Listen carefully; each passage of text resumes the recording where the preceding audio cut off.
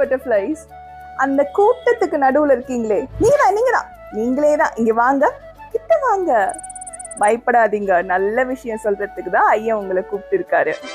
நீங்க வாழ்க்கையில முதல் படி எடுத்து வச்சுட்டீங்களாம், ரொம்ப போராடி.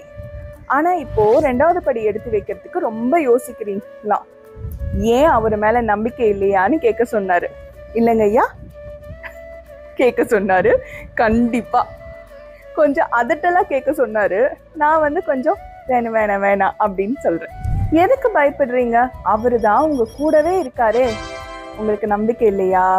அவர் என்ன சொன்னாருன்னா, உங்களோட வாழ்க்கை முழுக்க அவர் உங்க கூட வருவாராம். அதனால நீங்க எத்தனை படி ஏறினாலும் இந்த கை பிடிச்சு நடப்பாராம். பயப்படாம 2வது படியை எடுத்து வைங்க, உங்களோட வாழ்க்கையில நல்லா ஓஹோன்னு வருவீங்க அப்படின்னு சொன்னாரு. சொல்லிட்டேன் ஐயா.